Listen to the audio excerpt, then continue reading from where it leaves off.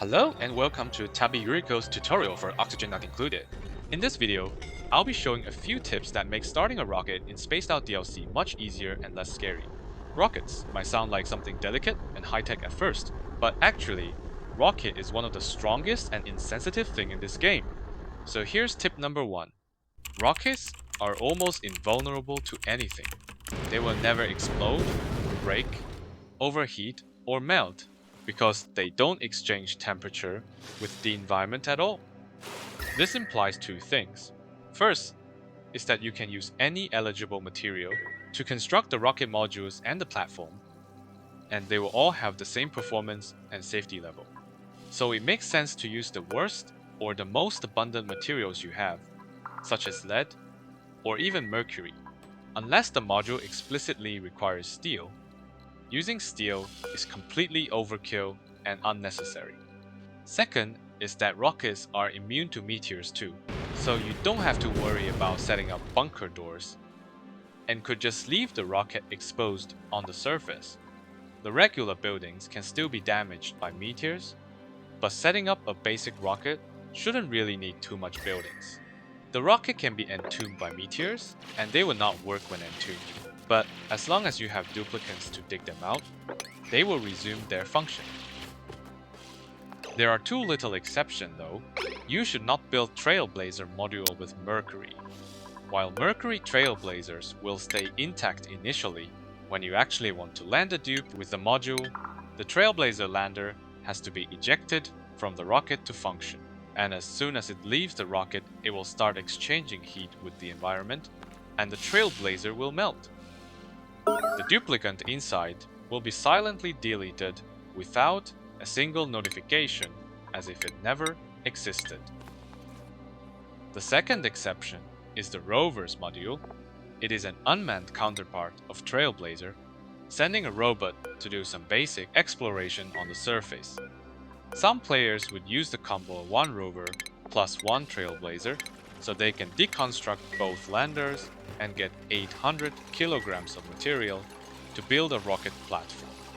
But Rover is built from metal ore, and Trailblazers are built from refined metals. So in this case, you must use steel or better for both modules to be made from the same material to work.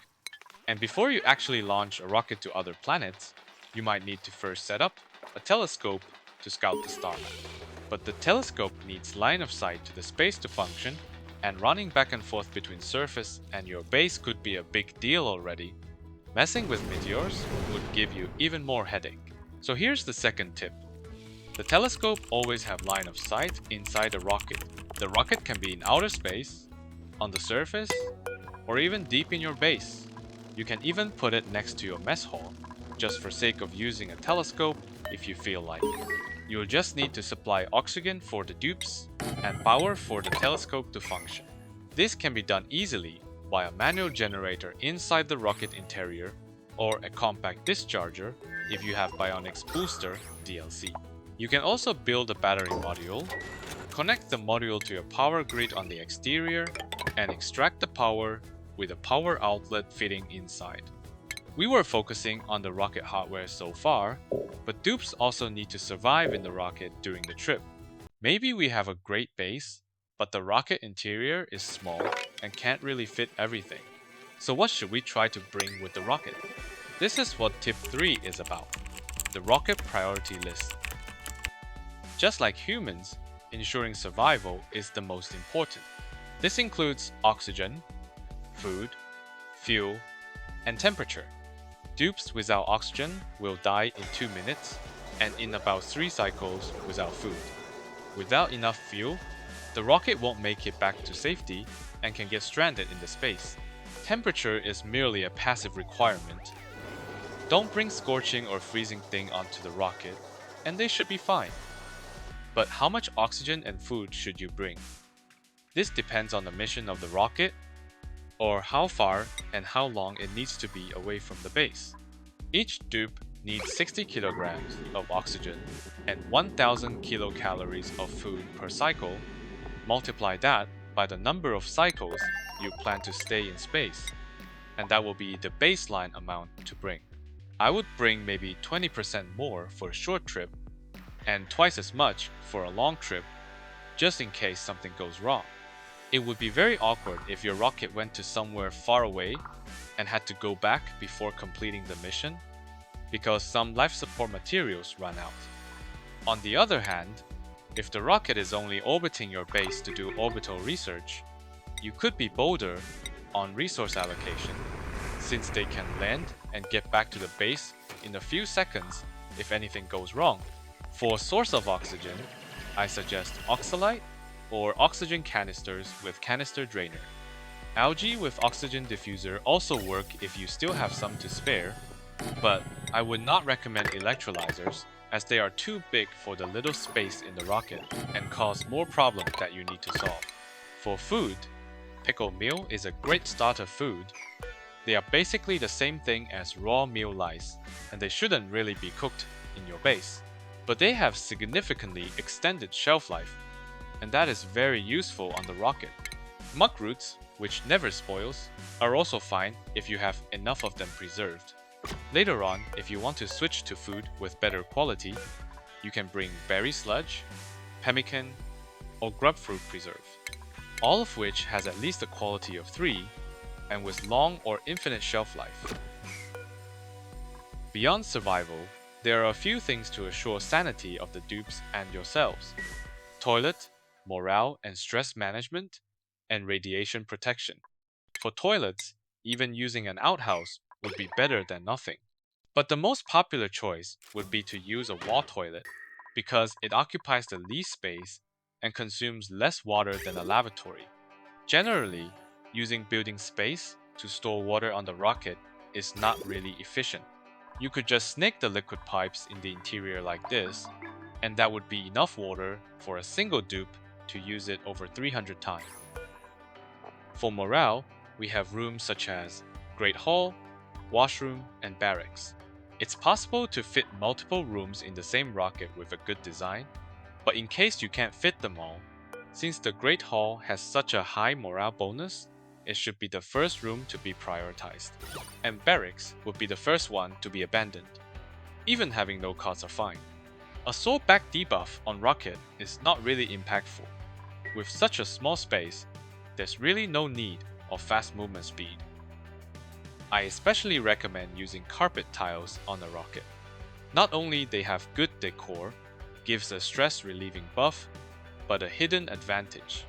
When you travel to a new planet, you will likely need atmosuits, but extended use of atmosuits will wear them out and require reed fiber to repair.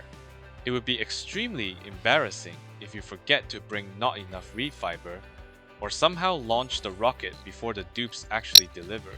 But carpet tiles are made from reed fiber, so you could replace them with a regular tile, retrieve the reed fiber from them, and be able to continue your journey. They are the emergency fiber supply and can potentially save you many cycles of hard working. And for radiation protection, on the normal difficulty, you just need to do one of the following. Adjust the schedules so the dupes pee twice per day, bring rat pills, or an additional layer of tiles on the ceiling.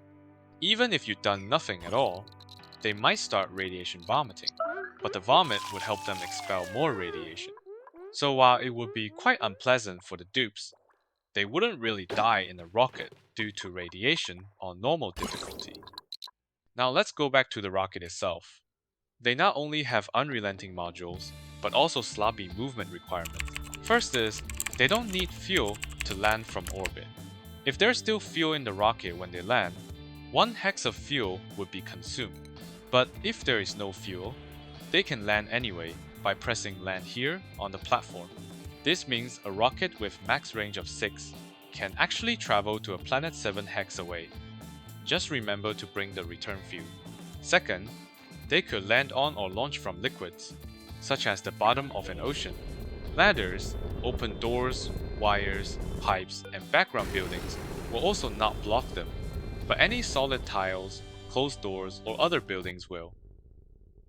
Last but not least, the rocket system in Spaced Out DLC is completely different from base game. In base game, it is mandatory to first research and launch steam rockets, so that you can unlock and launch petroleum rockets, and then unlock hydrogen rockets, and then reach the end game. But in Spaced Out, there's no such dependency. You don't need to first launch all low-tier rockets before you can launch a high-tier one, and you don't require the top-tier rockets to get space materials or reach the end game. I personally recommend using the steam engine. It is unlocked relatively early in the tech tree, only later than carbon dioxide and sugar engine. But as a mid-low tier rocket, it generates 600 watts, the most power out of all rockets, tied with the most advanced hydrogen engine.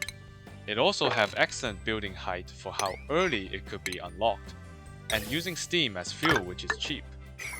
You might be concerned of their range limit of 10, but it is easy to bring more steam stored in gas cargo canister as backup fuel and refuel the rocket once you land in other planets. Unless you have a really unlucky spawn, this allows you to finish almost the entire star map with just the steam engine. Their speed is really slow, which I would consider to be their worst disadvantage. But it doesn't really matter that much in a hundreds or thousands cycle long game.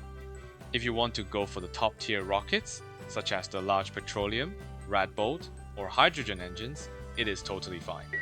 But if you really want to go for space materials and make some supercoolant, thermium or insulite, or finish the Great Escape or other space achievements, just keep in mind, it's not mandatory to use a top tier rocket for these objectives. Just find the rocket that you are most comfortable with and go for the rare materials or achievements that you always wanted. Do you know more rocket tips you want to share? Let us know in the comments. I'll be making more tutorials, so please subscribe for more videos.